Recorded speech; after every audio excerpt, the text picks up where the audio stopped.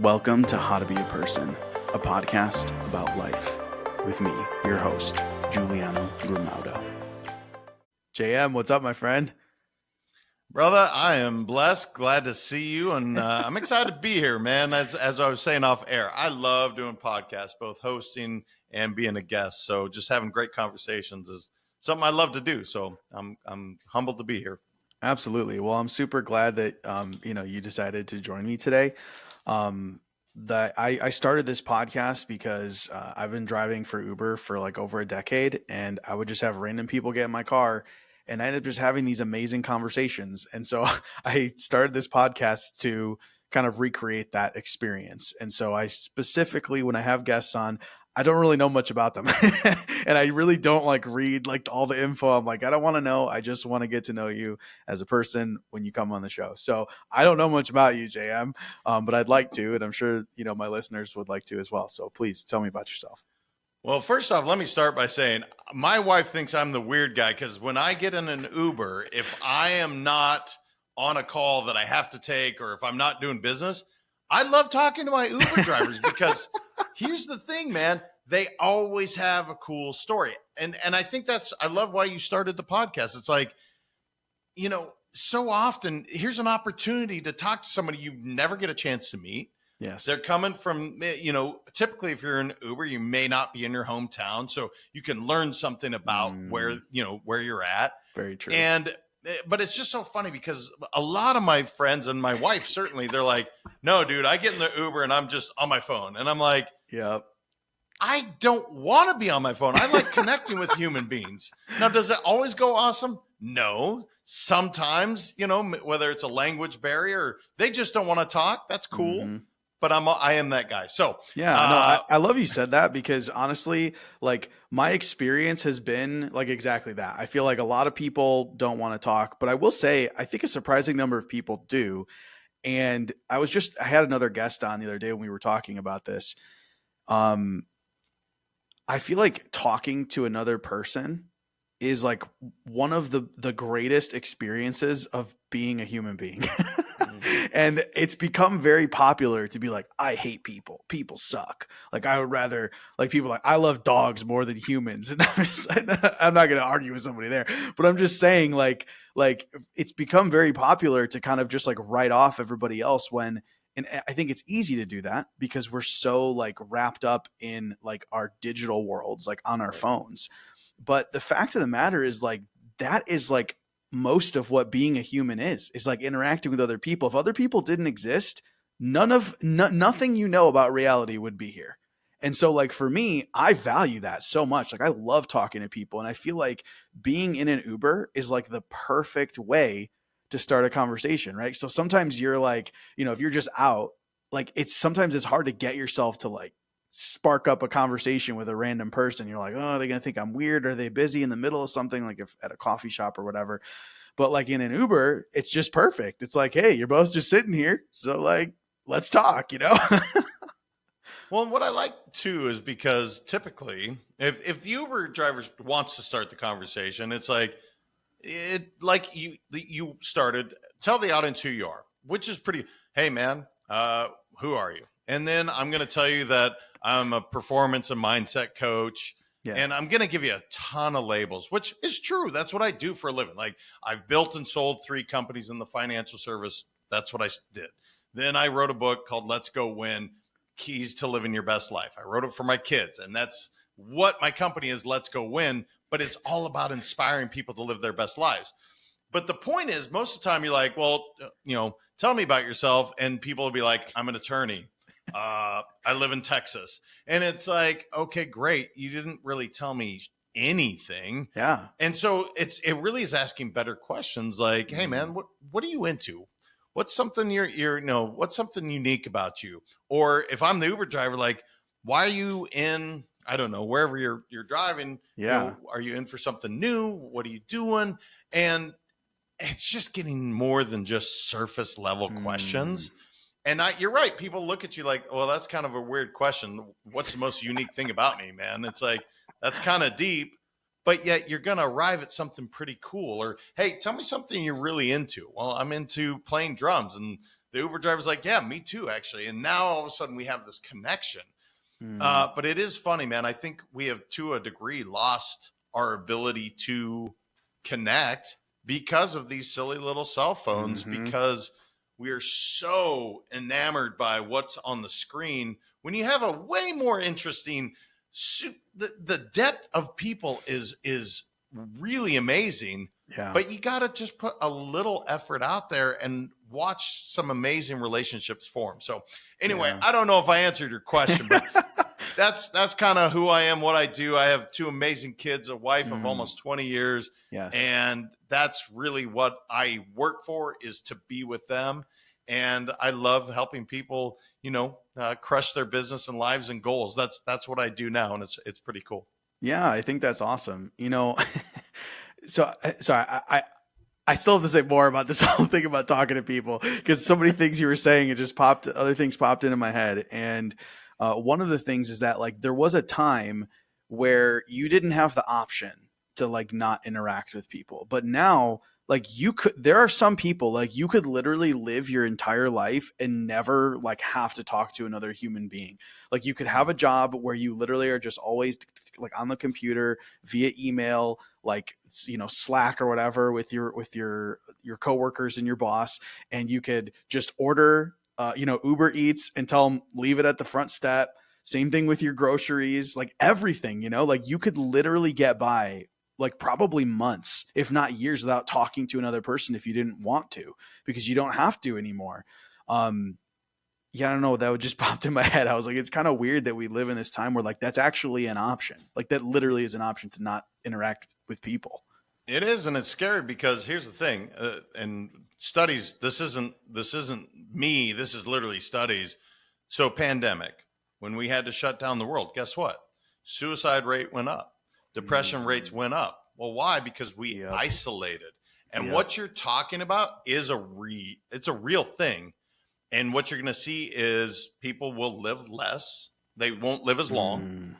And they are going to be more depressed. And so, again, these are things I'm passionate about as a mindset coach. Yeah. These are things I'm passionate about because I have lost my dad to suicide. These are things that, this is what I'm passionate about, because as interesting as whatever's going on in that screen, you can do that later. Take this opportunity with your family, with your friends. Like, go to your restaurant right now, whatever your favorite restaurant is, and walk in and look at the waiting room.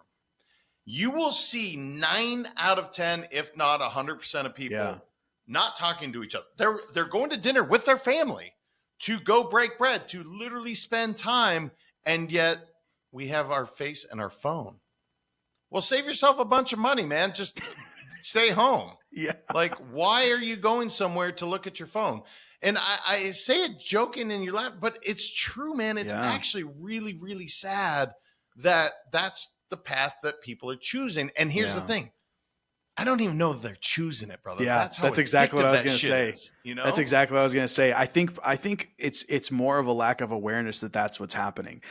This is another part, like, conversation I've had with people recently where, like, okay, so what you're saying, if I understand correctly, to kind of sum it up a little bit, is that, like, your mental health is positively and negatively affected by the amount of time that you spend, like, looking at a screen versus interacting with human beings. Is that correct? 1,000%. Okay.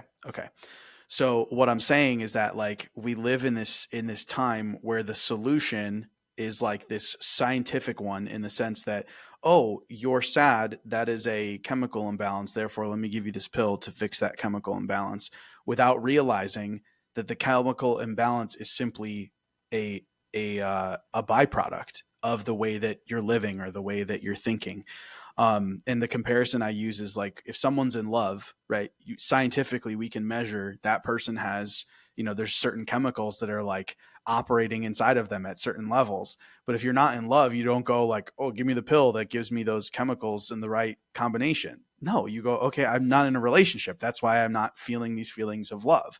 And so, but for some reason, when it comes to our own, like, being in love with life, we don't understand that, right? We go, oh, we need a pill to fix it. And it's like, no, it's the same thing. You're not in love with life. And that's why and look, I'm saying this not as a doctor, But also, I will say, coming from a background where I've known multiple people who've died by suicide as well. And so anyway, I just say that because I don't want to, I don't want to like offend people, because especially if you have somebody close to you that's died, it can be kind of a touchy subject, because it's like, oh, so what, you just tell me that person could have just been happier. They could have just made the choice, to be happier. And it's like, well, I don't want to, that's why I say, I'm like, well, I don't want to step on people's toes there, but I'm curious what your thoughts are after all that. I mean, here's what I would say is, could I ever say that? Let's just take my dad. Yeah. No, I can't say that. And here's why. I'll never know. Yeah. I will never know that answer until the afterlife. Okay. Yeah. And I can wonder, and I can beat myself up, and as has my mom, and we can do that. Here's the deal. I'm not going to do that because I can't walk a day in his shoes. Yeah. What I will say is, yes, medication has been the monetized answer from Big Pharma. Mm-hmm. What I would tell somebody is get outside, go get some sun, go move the body, and go talk to somebody and connect. Yeah. Is it going to solve all the world's problems? Absolutely not. They're still going to be there when you get back. But just the sun alone is going to give you energy. And when your energy is higher, you have a better outlook to look at that. Mm-hmm. And so it is one of those things where there's no silver bullet to this, right? When it comes to depression, there are people that medication is required. And we are way, way, way over prescribing medication. Okay. And a large part of it is because of our environment. So yeah, man, I'm not a doctor either. I'm not, but I've done enough reading on this stuff. I've done enough studying, and just, you know what we can all do? Just take yourself and go outside, move the body a little bit, go talk to somebody, see how that feels versus sitting there and scrolling, and you'll know your answer. Yeah, absolutely. See, I love that you said that because that really is, like, in my opinion, like the way to succeed at life is like when someone gives you a piece of information, if you feel like there's even a slight chance that it could be right, it's like, just do something small to see if there's any validity to it, instead of just writing it off and like sticking to like, well, this is what I think, that can't possibly be right. Right. But if you hear something like that, like you said, it's like, look, I'm not telling you to go and like run a mile or to like live outside. It's literally just try this. Like you could do it and it could not work at all. And that's fine. But like, what's the harm in taking 5 minutes, step outside, say hello to somebody that happens to be walking by? Like there's no harm in doing that. It's not going to hurt you. And it could change everything.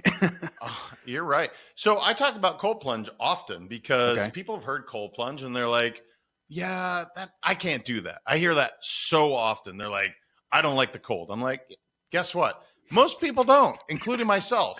Yeah, you're like, no shit. Yeah, it sucks. Let me tell you, somebody that's cold plunged thousands and thousands of times, for the first 30 seconds, it sucks. Yeah. And then you have euphoria. For literally after 30 seconds, it's amazing. Now, here's what's cool. They did studies on this, and they looked at, when we drink alcohol, you get a dopamine spike, for about 9.5 minutes. Okay. When you go in a cold plunge, you get that equivalent dopamine spike for 2.5 to 3 hours. What? Wait, really? Brother, okay, wait, does it have to be a certain temperature? Because I did a cold plunge and I did not experience this euphoria. So, I've read 45 to 50 degrees is like, you want to get the most bang for your buck, hit it there. Some people are like, I'm hardcore, I'm going as cold as I can. Do you, man? Like mine goes down to 36. I didn't see much difference in the way I felt between 36 and I keep mine at 45. Yeah. Now, the euphoria part, let's be clear, you need to breathe a little bit and really just not focus just on the pain. Because I promise you, my toes are cold, dude. Like it sucks. Being cold is not fun. And yet when you just really let go and you're like, all right, after about 30 seconds, now like I focus on my third eye, things start to open up and it's like, holy cow, this is pretty amazing. I have music going in the background, something I enjoy. And it's literally 3.5 minutes is my favorite part of the day. And so much so that if I'm ever tired at night, I'm going to go hop in that cold plunge for another 3.5 minutes and I'm going to sleep like a baby. So anyway, it's just one of those things where people are like, I can't do it. Well, dude, yes, you can. Yeah. You have the exact same abilities as I do to get in a cold plunge. You're choosing not to, and that's cool. Yeah. But just know that there's things out there that you're choosing not to make your life better. You can make this choice. Yeah. Yeah. No, so I did a cold plunge one time. I don't know what the temperature was. If I remember correctly, it might have been more like between 50 and 55. So I don't know. Maybe I just never got to that because I was in it for, man, now I don't remember. It was like at least 3 minutes if I remember correctly. But when did you say that the feeling happens after 30 About seconds? 30 seconds. Okay. Yep. So maybe it wasn't cold enough or something. Cause for me, I didn't experience it. I was just cold and I got out and I was like, cool, I did it. I was proud of myself, but it was no wow, euphoria or anything like that. And by the way, I'm not saying you jump in and you're like, dude, this is the greatest thing since sliced bread. My wife's done it. And she's like, I don't like doing it because I don't like being cold. And I'm like, that's cool. Yeah.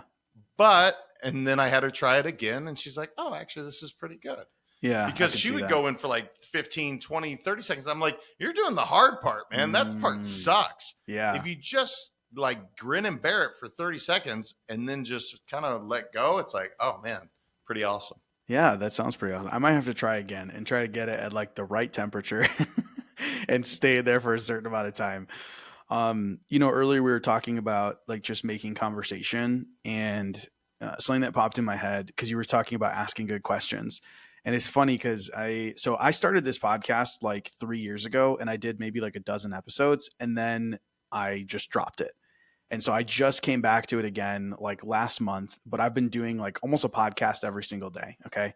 Awesome. And I've had people on and something that people always say is like, man, you ask such good questions. And what's so funny to me is like, I'm not trying to ask good questions. Like, I'm just curious. Like I'm just, you say something and I go, oh, wait, tell me about that. Wait, I'm curious. And I just ask what's literally like, there's no filter, right? It's just like what's happening in my head. That's what I ask. And it just reminds me of how like I feel like we always try to improve our skills instead of just focusing on like who we're being, right? Like oh, I need to ask a better question or just be curious. Like I was thinking about that when I had passengers in my car. Like, what's so funny, man? I think to some of the questions I've asked people and I'm like, oh my gosh, like I can't believe I asked a stranger that question, but that's just me. Like if I'm curious, I'm going to ask. And it's so funny because these people would just answer, right? They wouldn't be like, this is weird that you're at, I don't want to talk anymore. 1 star. You know what I mean? They don't like, they just answer and we have like an amazing conversation.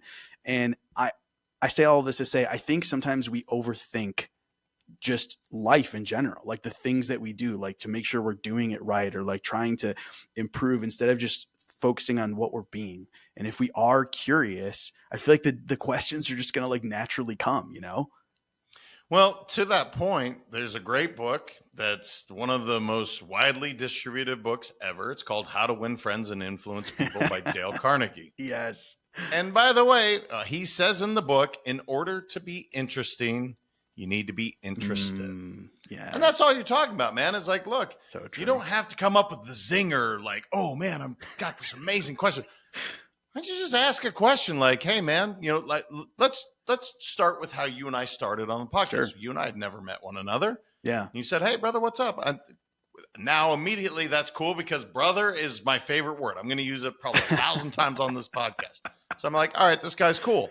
Then I say, hey, brother, where are you coming in from? And you're like, Phoenix. Well, now I have some relation to where you're at because I've spent a lot of time in Phoenix, have a lot of friends there. My mom lives half the time in Tucson, right? So we could bond there. And then I immediately said, hey, is it Giuliano? Is that how you pronounce it? And you said, Jay.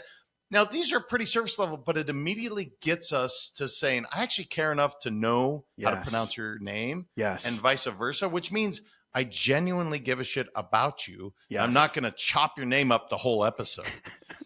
Because here's the other thing. If this is not crazy, the most important word to anybody is their name. Yeah. It's by far and away. If you use their name, they immediately pay attention. And we were talking about, how we're always in our phones. Well, you want to you want to get somebody's attention, just say their name. So I'm like, Giuliano, are you back with me? Because we have an 8-second attention span now. It was 12 seconds 10 years ago. Now it's 8. We lost a third of our, I mean, dude, it's just getting chopped down. It doesn't surprise me. Yeah. Yeah. And if you know that, so hey, Giuliano, are you with me, brother? And you're like, yeah, I am. Actually, I was thinking about, the tacos I'm going to have later and the girl I saw last night. Yeah. But yeah, I'm with you because you said my name. And it's just some of these small things that we can do is just be interested, use people's name, find something you relate with them. And then all of a sudden you're having this amazing conversation with somebody you never knew before. Yeah. I think it's kind of proof that like your life experience is like what you choose it to be. Because I think there's a lot of people, like I said, it's become popular to be like, people suck, I hate people. And if that's what you think, then like what reason do you have to ask someone any questions, right? Because you go, people suck. Well, I'm not interested in people. And you create this cycle of like, yeah, you end up having all these surface interactions with people where you're looking for the bad and you're oh man, that dude's an asshole. Look, he said this, or like, oh wow, that person cut me off or whatever. Instead of being interested in other people. And like you have this is what I'm saying. It's kind of crazy is like you really have a completely different experience with other people depending on just your view of other people. No, it's true. And there's a couple, this is actually pretty profound when you start talking about it, because look, no one has the power to make you feel a certain way. No one but you. No one. Now, does your brother or your wife or your mom, do they know how to push buttons? Of course they do. But just so he said the word, man, it's so important. You choose to feel however you choose. Now, the other thing is, I say this as a mantra every single day. I am the energy I desire to attract. So if I want to attract positive, uplifting, awesome people, that's the energy I need to put out there. If I want to, attract shitheads that are rude, then you should go ahead and be rude and obnoxious, because I promise you, you're going to bring it to you. So it is fascinating, man. And the other thing, I'm sorry, I had a really amazing meditation today on this thought. Okay. So meditation is something I do every single day. It's a really important part of my life. But today my intention was on abundance, because I have a couple different business things that are going on. A lot of momentum's going on. And what I was asking was, how do I achieve true abundance? I mean, like, I'm not talking, so I'm talking abundance in wealth, relationships, freedom. I'm talking just how do I achieve it? And the answer that came back was forgiveness. And I thought, well, I don't really feel like I'm holding on to a lot. And guess what? I was holding on to a ton, brother. Now, was it like hatred? No. But there was things that I was holding on to with people that had potentially wronged me, quote unquote. And so I literally went through it. Ended up being a much longer meditation than I anticipated, but I forgave so many people, not for them, but for me. And brother, I can tell you how light and just confident today has been, and how much better tomorrow's going to be. Yeah. And it's just amazing. It's just one of those things, like, you don't have to fight. You don't have to have this anger. Those are choices. You can choose to let it all go. Man, it's so interesting you say that. So remember how I was saying how people go like, people suck. I believe that part of where that comes from is believing that you suck. And so, so I'm saying this because like most of us, like we'll beat ourselves up over things. And what sparked this in my head was when you're talking about forgiveness and forgiving other people, because I think where it starts is being able to forgive yourself, right? So if you believe you're good, like at your core, you're good, then it's much easier to see that in other people, right? But if you judge yourself, if you reject yourself, if you hate yourself, that's what you're looking for, right? And so it's so easy to see it in other people. And I feel like it's the same thing with forgiveness. Because if you actually love yourself, if you believe in your own good, then it's honest. I mean, it's honestly easy to forgive yourself, right? You're like, whatever, man, I'm a good person. Like I did the best I could with what I knew at the time. Like, I don't know what else to say, right? Like it's easy to forgive yourself. And then it becomes so much easier with other people, because if you believe you're good, and that's the nature of human beings, when you're dealing with another person, it doesn't matter what they do, because you're like, well, whatever, man. I know he's just doing the best he can with what he's got. Like, I'm moving on with my life. Let's go. Oh, dude, it's so good. And there's actually one of my favorite books that for years I would listen to every single morning. It's called Change Your Thoughts, Change Your Life. And in that, Wayne Dyer, it's breaking down the Tao Te Ching by Lao Tzu. But anyway, it's Wayne Dyer's interpretation of each one of the passages. And in that, what he's like is, look, we are all connected. So we are literally one, right? So if I'm judging, or as you're saying, projecting, you're really just judging yourself, right? Now, are there people that are rude and mean and take advantage? Yes. I'm not saying this is rainbows, sunshine, and unicorns. Look, there's some crappy people out there. And what does that have to do with you? You can choose to respond, not react, but actually respond in a way that says, I don't even say I feel sorry, right? I don't say that anymore. I say, my condolences. I'm sending you love. Now, that's something that I've had to learn to say, right? Because the conditioned response is, I feel so sorry for you. Well, that's not very good, because now I feel sorrow. I don't want to feel sorry, man. I want to feel. So instead, my condolences that you feel that way. I want to send you some love. Now I'm sending love to that person and me. And they don't have to receive it, but my response is to send love. So there are these little, just small tips and tricks that you can do. Yeah. And once you start doing them, it's like, oh, wow, this is a pretty cool world out there. There's some cool, badass people out there. Yeah. Not crappy people. Yeah, no, it's like you said, like you change your thoughts and you change your life, and it's not just your own life. Like you change your thoughts and your whole experience changes. That, at least in my opinion, that's really what it is. It's not just that like your life changes. It's the experience you are having in this life tangibly changes when you change your thoughts.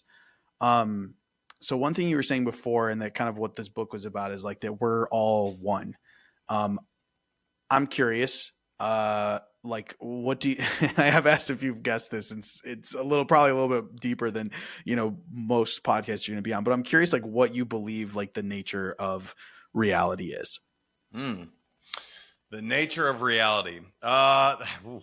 Man, sorry, I know it's deep, and let me tie it up a little bit so you know what I'm referring to when I say like that idea of that, like we're all essentially one, right? That calls into question. It's like, okay, well, like, so if we're all one, then are we all separate beings? Are we all facets of the same being?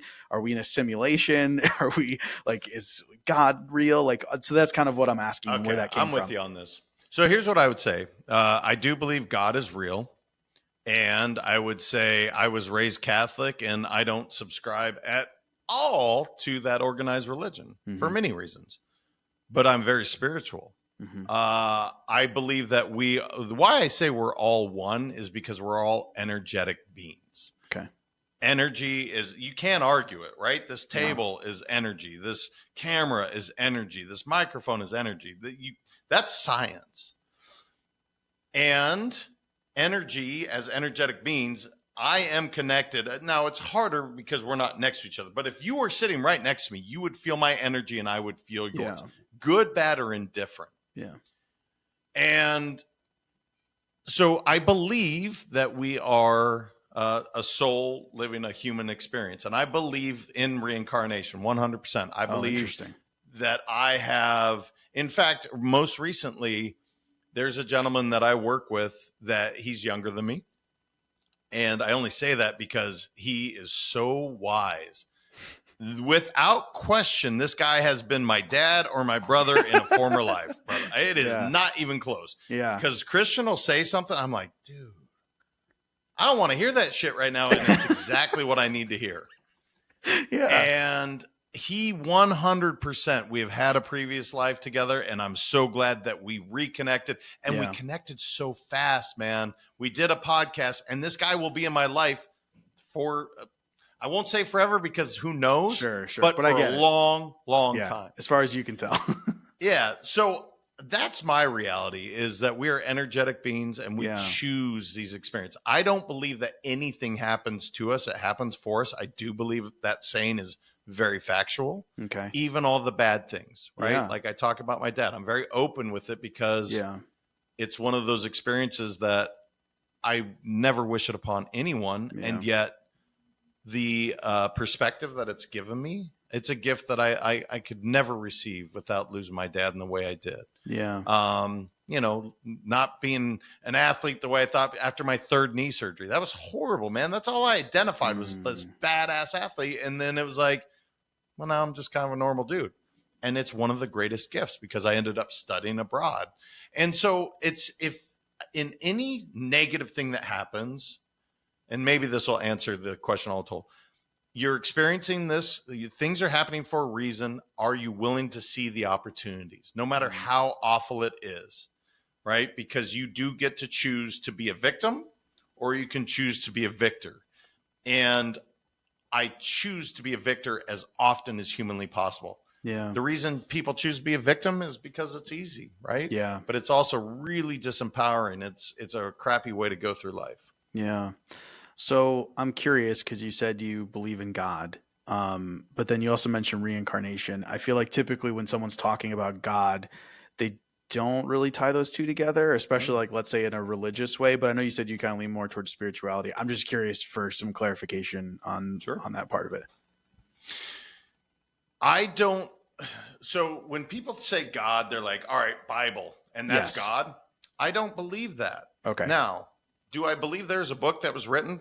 Yeah, I've read it. I'm in the process of reading it right now, just because I'm really fascinated to see what did these men write down. And I think they're all men. Maybe they're females. I don't know. Yeah. Was there an agenda behind it? Without question. Okay. There's an agenda with virtually everything out there. Yeah. Right? Sure. My company has an agenda. It's to inspire people to live their best lives. That is the agenda. I say it straight out.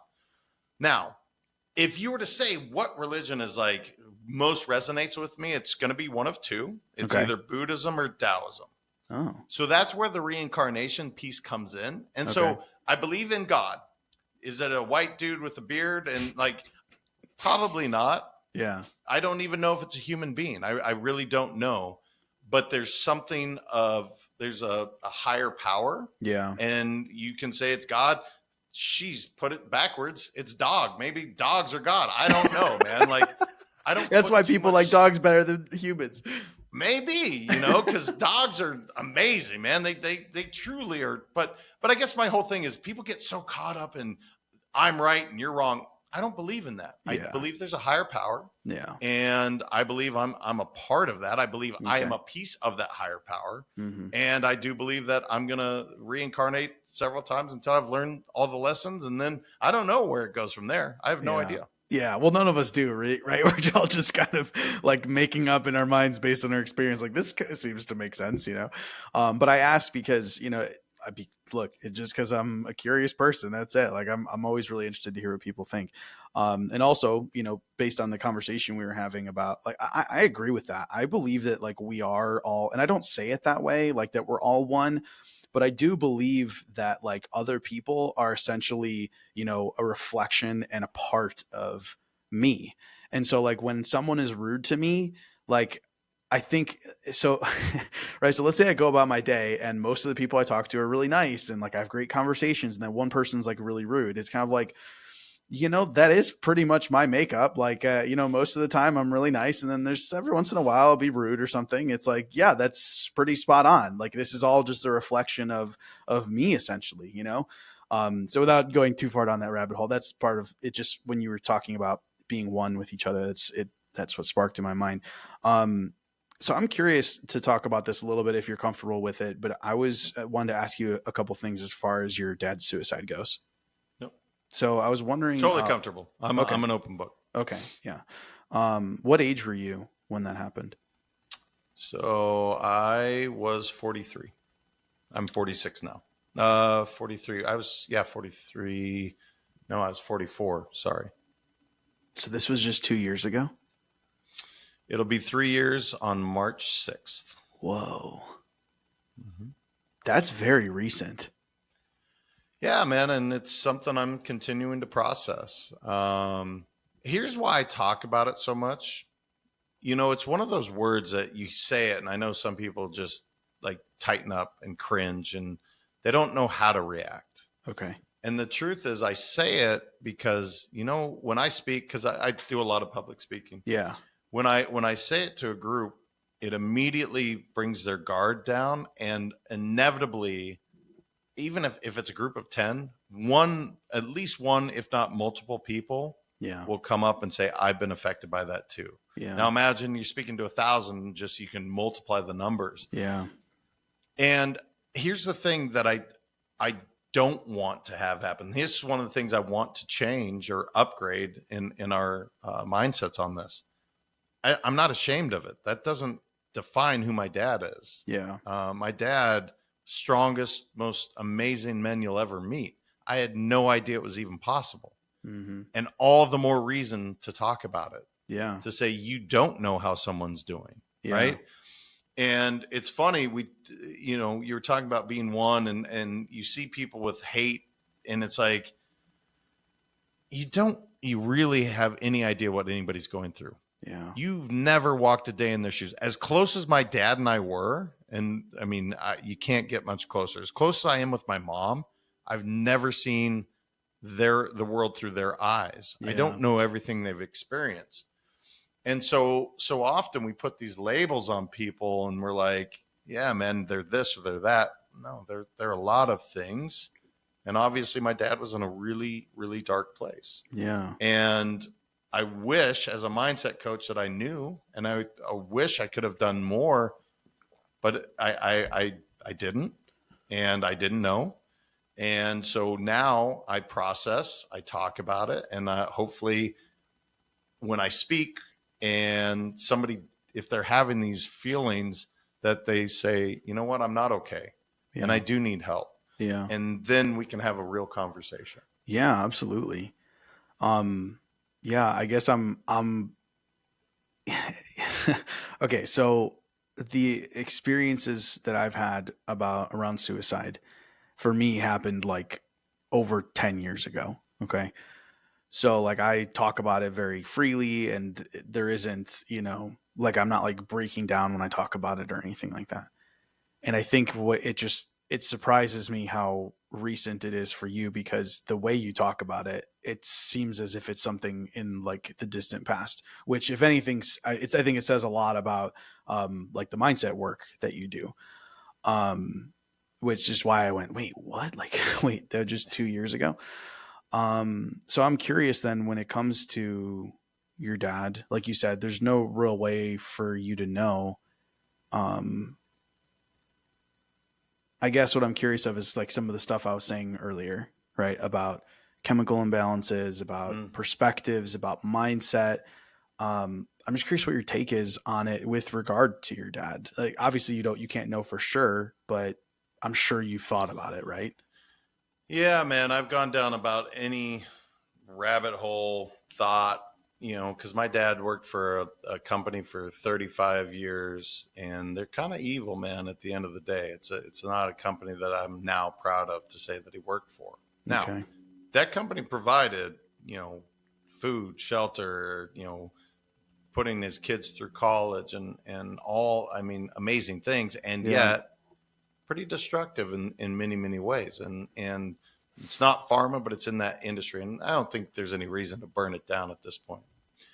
Here's what I would say is, I think my dad, he was obviously depressed. I found that out later. And I also found out later, so he passed on a Sunday. I got to Tucson on Tuesday to find out that he had actually attempted 13 years earlier. Now, my mom, my sister, and my brother all knew that. I did not. And so there's a lot of anger that comes with that knowledge to say, why the fuck didn't you tell me? Yeah. And so I had to process through that. Again, I talk about forgiveness. Yeah. I had to forgive my dad. I was so angry. So angry. Why would you leave us? Why would you leave my mom? You married for 50 years, like 51. And, you know, I'll never know the answer, and I have to be okay with that. I have to know that I don't know. So it's one of those things where I'll never be able to, again, see through his lens. Yeah. He clearly was hurting and did not see. I mean, I the anger comes from, why aren't my dad and I able to go fly fishing in Montana like we did growing up? Like, why aren't we going to Alaska or New Zealand, fly fishing together, playing cribbage? Because that's how we bonded, having glasses of wine and laughing and talking. Now, here's the crazy thing, and this is what twists my noodle a little bit. Okay. My dad and I had a very frank conversation about suicide and how selfish the act is, because my brother's bipolar. And I thought, and thankfully it has not happened, and knock on wood, it never will for my brother, but I thought that was a reality in his world. And so my dad and I had very open conversations about how selfish the act of suicide is. And so that's the one that took me a long time to come to peace with, to go, we talked about this stuff, man. And yet he clearly didn't see a way out. And I talked to him the morning of, you know, and yeah, there's so many things. I could do the whole episode on this, and I won't come up with any answers. What I would say is, it's painful. It's awful. I want him back every single day. I cry. I miss him. I had a great dream about him the other day, actually. And I love that because I could see his face and I can remember him the way that it was when he was alive.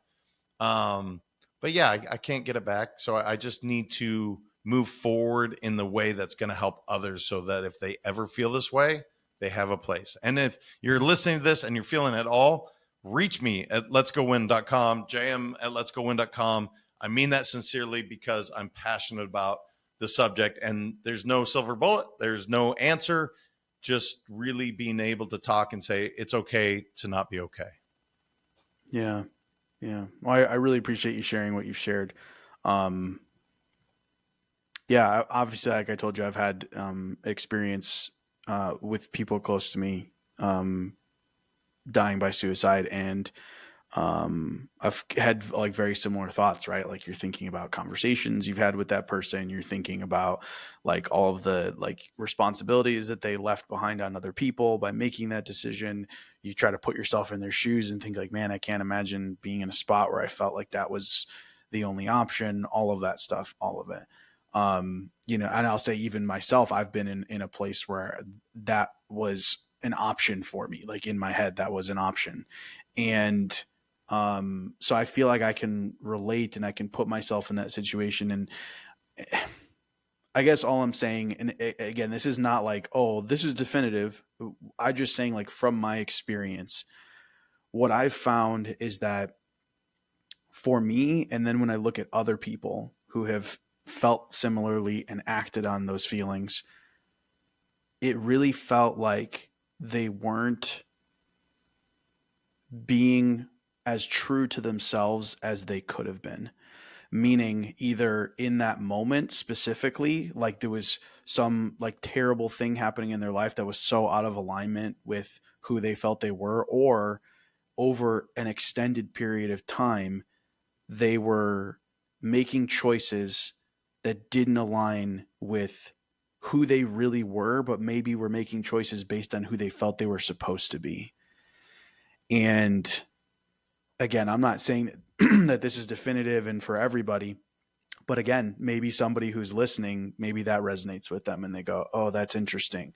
You know, I thought maybe I just had some sort of chemical imbalance, but I guess if I do really dig, there is like this big part of my life that I'm kind of just doing because that's what's expected of me, and I have zero feelings about it. And I actually don't want to be participating in that. So like I said, I share it not to be, you know, to give a definitive answer, but hopefully to maybe provide something that someone can relate to and maybe it helps them. Yeah, I'll give one last thing that I think is important to this. You know, my dad taught me boys don't cry, which, by the way, is terrible advice, right? My dad is incredible, but it's really bad advice. Man, but think about that for a moment. God damn. I hear someone say that and I go, damn it. Yeah, it's just, you know, that was that generation, right? And guess what? his dad taught him that. Yeah. And Yeah. my grandfather's dad taught him that. And that shit came all the way down. Yeah. And you know what I said? Stop. My kids, you feel those emotions, because what's the alternative? Yeah. You're gonna bury that stuff down and it's gonna blast like a volcano of chaos. Yeah. That's the alternative. And so I feel for my dad to say he didn't feel it was okay for him to be vulnerable and to talk about this stuff. Yeah. So much so that, again, my sister, my mom, my brother all knew that he had tried before. He didn't tell me because he wasn't comfortable telling me that. So it's one of those things where I can't change that, because you cannot change the past. Yeah. Right. And I have a saying that I coach my clients on: past is pain, future is anxiety, present is everything. Now, it doesn't mean everything in the past is painful, but if we're living in the past, what are you saying about your present moment? Yeah. And if you're constantly thinking about the future, what are you saying about your present moment? And so it's just one of those things where I can't rewind time for my dad, but what I can do is change it for my kids. I can upgrade it for the people I speak to say, you know what? It's okay if boys cry, and it's okay to be vulnerable. The first chapter of my book is literally on vulnerability. From the kid that was raised in Montana, where it's boys don't cry, I write about vulnerability. It's I don't believe in that. So I love that. Well, and along the same line, I think being willing to feel your feelings, and even not just feel them because you feel like, oh, I have to. If I don't feel them, then I'm gonna, just bury it deep. But really, like, even embracing them, right? And using them as like guideposts, right? That, like, hey, my feelings are not something that I just have to deal with. They're actually a gift, and something that are fantastic indicators of what I should and should not be doing, instead of the logic of what people tell me. This is how it's supposed to be. This is what you're supposed to do. This is what you're supposed to act like. These are things that guys don't do, and these are things that guys do, right? Instead of being willing to listen to ourselves, like, what's coming out of here. So yeah, I really appreciate you sharing that. So let's change gears a little bit. I kind of wanted to talk about, like, your experience growing 3 companies and selling them, and now what you do, because I've always been very entrepreneurial, but I've also been I've been saying lately that I'm like a scientist of life, because I just have experimented with so many different things, to the point where when I was younger, people would be like, bro, you got to pick a lane, man. Like, you're so impulsive. You're all over the place. Now, like, I'm just like, that's just me. Like, I love to experiment. I love to try new things. So I'm saying all this to say, I've been, very entrepreneurial for a long time, tried a lot of different businesses. I've pursued a lot of different things. Some have done really well. Most have not. So I'm just curious, like, what your journey was like from the beginning to the first company that was successful and you sold, and then past that as well. Yeah, man. So I never expected to be an entrepreneur. That was not my path, right? Like my youngest, my 15-year-old, since he was 3 years old, I knew the kid was going to be an entrepreneur. Like, he thrives. He's smarter in business than I am, and it's not even close. Now, that being said, when I went into the corporate world, I realized really quickly, I don't like people telling me what time I had to be somewhere, and I don't like people telling me how much money I can make. Yeah, probably not a great fit. So I was like, all right, I need to figure something out. And actually, it's funny how life throws us curveballs, because my uncle and my grandfather both were in the FBI. I thought that was my path, man. And I was interviewing with them. That's where I was going, from corporate into the FBI world. Oh, well, wow. I went to a wedding and got in a fight, got arrested. That dream was over like that. Now, nothing came of it. Charges were dropped. No big deal. But it shifted me from going down this FBI, like, government route for the rest of my career to I went into financial services. Now, mind you, I was in financial services for almost 20 years. I know this much about, very little for people listening, because that wasn't what I was great at. Yeah. The guy I interviewed with, he had an office in Sacramento, California. And I was like, bro, why aren't you taking this nationwide? He's like, why would I? Because he was probably making, low 7 figures. He was in his, wow. I guess it would have been early 30s or mid 30s at that time. Yeah. And he's like, well, why would I? I was like, why not? He goes, well, show me. And I was like, all right, cool. So I went and opened up the second location in Portland, Oregon. And then I moved back to Sacramento, and then we started pursuing growing this across country. And we built that company to 8 locations. What I figured out is what I was great at. I was good at sales, leadership, and building teams. And that's what I've made a career out of. That's what I did at the second company. We decided to merge myself and Rich was his name with 3 other guys, and we went nationwide. It was 6 years of hell. And here's why. We weren't aligned, right? We were crushing it financially, bro, and it was miserable. Every day I hated going to work. It doesn't mean they were bad people. It doesn't mean that Rich and I were, the end all be all. We just didn't align. Yeah. And so that company, we succeeded despite how much it wasn't fun. Yeah. And then the last company in financial services, we were going to start our own deal. And I knew this group out of Vegas, and I was like, bro, they have something. He's like, no, we don't want to do that again. Let's just start our own. I was like, let's just have a meeting. So we did. And they had 3 locations at the time. We took that to 26 in the first 3 years, and we just kept growing. And honestly, brother, I never thought I'd leave financial services because, I knew so many people in that world. It wasn't that much work, and I made a lot of money doing what I did. But I wrote my first book, and it changed everything because I wrote that book for my kids because I wanted, if my wife and I were to get hit by a bus, I wanted them to have some lessons. Yeah. And I found my purpose.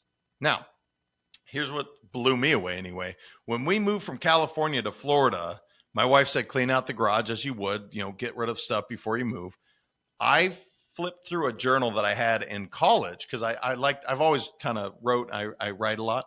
Yeah. And I flipped through this journal, and there's this thing, Let's Go Win, with the same logo from when I was like 20 years old. It had sat up in my brain for like 20 some odd years. Wow. And didn't come to the surface until I went to this it's a long story, but I went to a 3-day meditation where I'm on a hill, basically with a tent and a gallon of water and nothing else. Well, Let's Go Win comes to the surface. And so, brother, I've been sitting on my purpose for so many years. I just didn't realize it. And I wrote the book, and now it's just taken me to what I do now, which is, like I said, inspiring people to live their best lives and helping companies double or triple their revenue. So, yeah. Okay.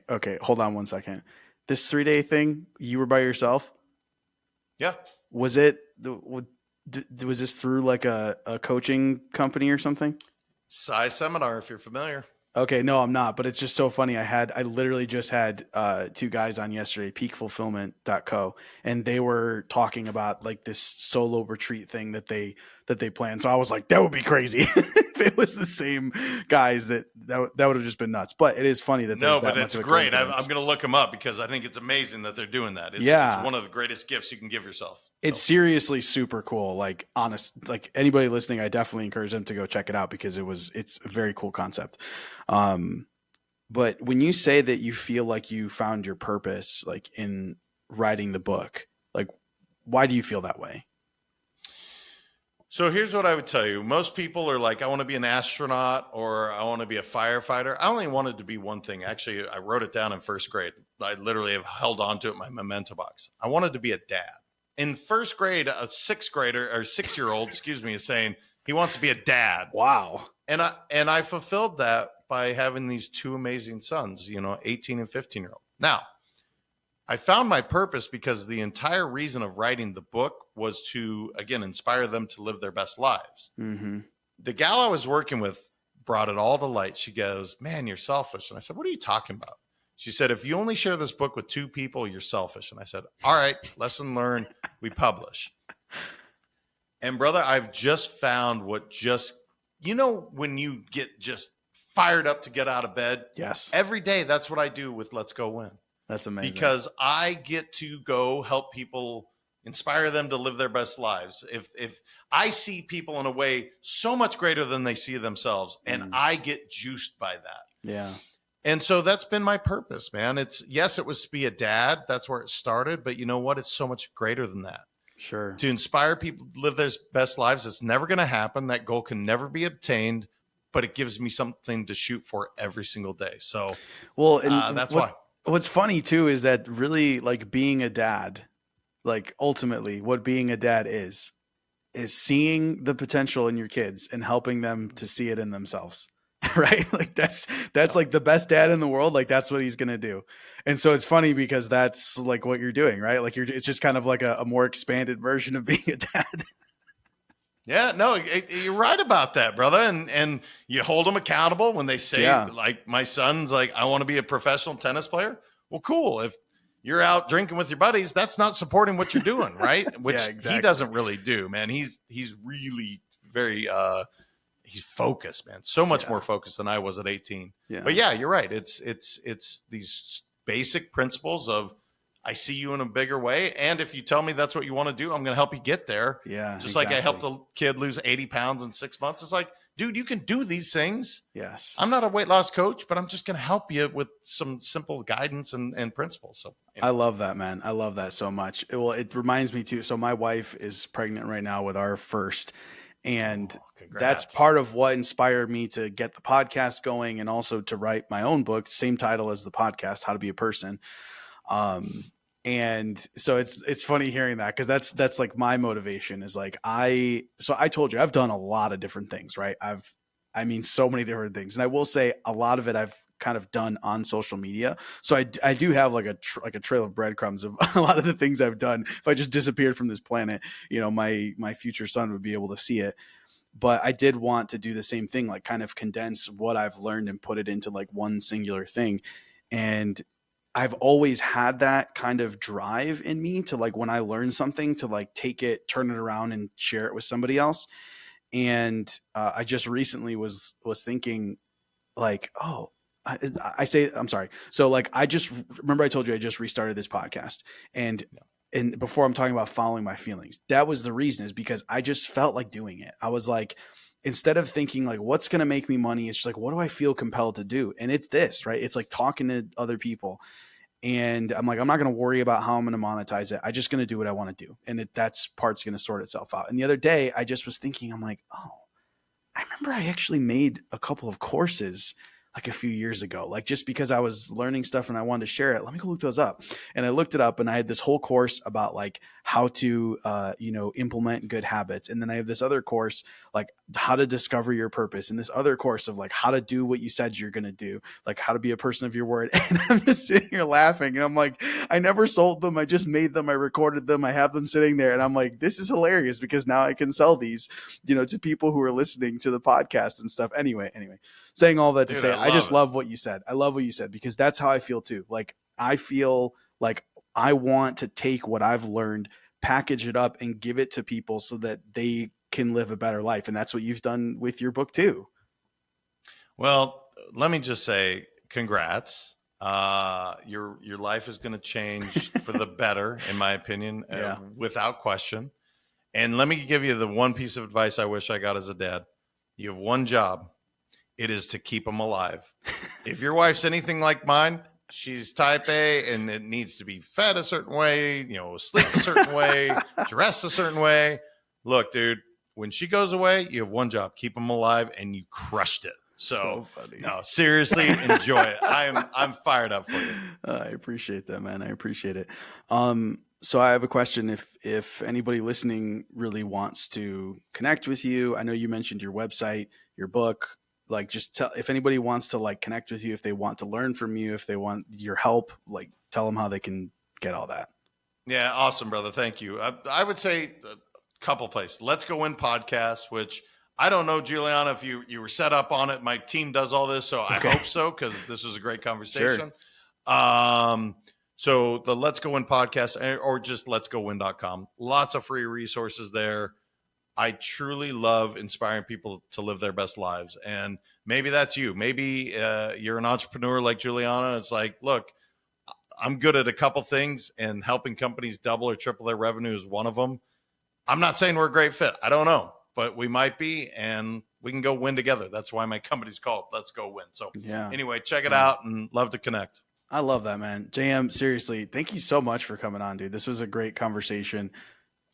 I say it every time, and I'm going to say it, I feel like every time in the future. It's just fantastic. Like every time someone comes on, I'm like, this was such a good conversation. I'm super grateful that we got connected and that you came on today. And I know that everybody listening, I'm sure they benefited. So thanks again for joining me. And JM, you have a good night.